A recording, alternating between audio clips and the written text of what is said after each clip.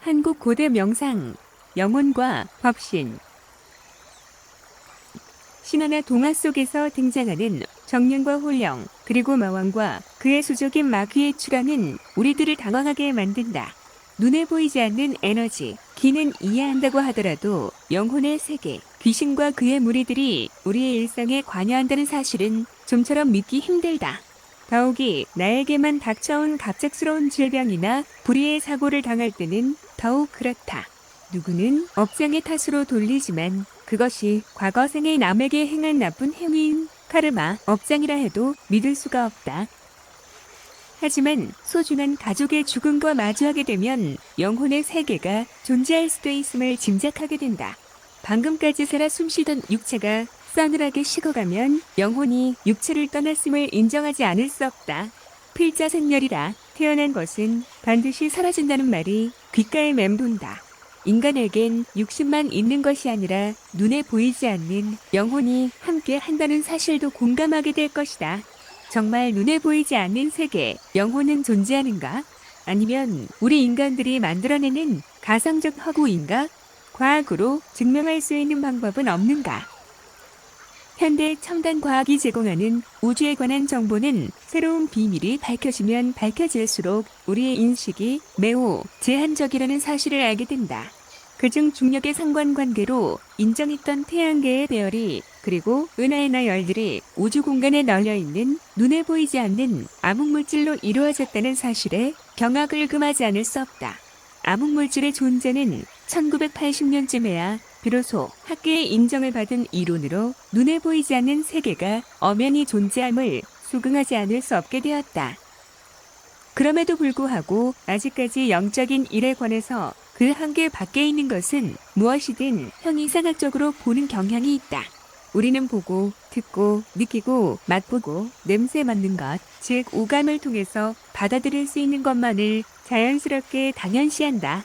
그렇지 못한 다른 부분들은 과학과 이성의 영역을 초월해 있는 것은 미신으로 정의해버린다. 그러나 최첨단 현미경으로 만나는 미시세계나 혹 허블 망원경으로만 볼 수 있는 우주의 신비를 이제껏 보지 못했다는 이유로 초자연적이라 말할 수 없다.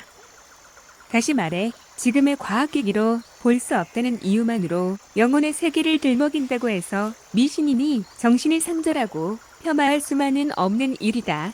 무속인, 기술연, 신비주의자들 그리고 세속을 떠나 깊은 침묵의 선수행에 정진하는 선승들은 영혼의 세계를 대체로 인정한다. 특히 고급 무당들은 영적 현상을 볼 수 있다고 주장하고 귀신이나 죽은 사람들의 영혼을 자세히도 표현한다. 하지만 고급 수행자들, 한국 고대 명상의 수행자들은 영적 현상을 느낄 수 있을 뿐 아니라 영적인 장면, 전생의 장면들도 볼 수도 있다. 이런 사실은 실증주의적인 선입견을 재검토할 수 있는 계기가 될 수 있을 것이다. 영혼을 볼 수 있는 능력이 실제로 있을 수 있고 그 능력이 실질적이고 정상적일 뿐만 아니라 우리 인간계의 발생적인 유산일 수도 있다는 점이다. 루게릭병으로 더 알려진 20세기 최고의 물리학자인 스티브 호킹도 그의 저서에 6세 이전의 아이들에게 그러한 교육이 필요하다 역설했으며 또 신은 존재하지 않는다고 주장했다가 유신론자들의 혹독한 비난을 감수했다. 그렇다고 해서 굳이 영을 볼 필요는 없겠지만 그러한 능력이 일반인의 영혼 안에서도 휴면 상태로 있다면 명상 수행을 통해서 깨울 필요성은 있을 것 같다. 고대 이완론적, 종교적 관점에서는 영혼도 선악의 구별로 시작된다고 한다. 선하고 착한 신은 축복과 득한 영적 세계에 사는 순수하고 불멸하는 영혼들을 창조하고 사탄이라 불리는 악한 신은 물질로 이루어진 또 다른 세계를 창조했다고 생각했다. 하지만 사탄은 자신의 피조물을 계속 존재하게 할 방법을 몰랐다. 그래서 사탄이 만든 결함 있는 피조물에 생명을 불어넣기 위해서 연구하기 시작했다. 그 결과로 착하고 선한 영의 세계에서 영혼들을 꿰어내 물질 세계에 육신에 가두었다고 한다. 그래서 물질 세계에 약한 육신에 갇힌 영적 세계의 선한 영혼, 이것이 바로 인간이 되었다. 그런 의미로 육신은 영혼을 잡아놓는 감옥이다. 사탄은 육신이 좋아하는 것을 미끼로 끊임없이 영혼을 유혹하는데 주로 음식, 섹스, 권력을 애용한다. 하지만 생로병사가 존재하는 상대계의 법칙이다. 그러다가 육신이 허물어지면 영혼은 비로소 거기서 도망쳐 선한 영의 세계로 돌아갈 기회를 얻는다. 하지만 이미 더럽혀진 영혼은 음식, 섹스, 권력을 쫓는데 인생을 낭비하며 윤회가 시작된다. 그래서 또다시 육신에서 육신으로 다람쥐 쳇바퀴 돌듯이 돌고 돈다고 전해진다. 이처럼 사람들에게 물질의 족쇄를 풀고 축복만이 존재하는 영혼의 세계로 돌아가는 영적 여행을 시작하라고 가르치는 것은 고대 일관론적 종교 논리에 불과하다. 하지만 불교는 하늘의 세계를 영혼과 물질의 대립이 아닌 영혼의 세계와 법신의 세계가 별도로 존재함을 거론한다.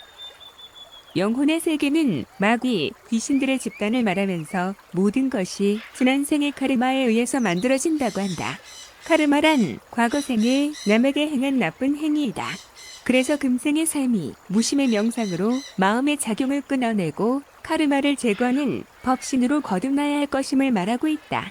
법신이란 마구니들의 눅눅한 습기와 어둠을 제도하는 맑은 영혼의 대명사다. 복가는 최고의 맑음을 획득하여 영계를 제압하고 법신을 얻어 깨달음을 얻은 이다. 일체 중생 신류 불성이라 우리에게는 누구에게나 부처가 될 불성을 가지고 있다라고 전한다.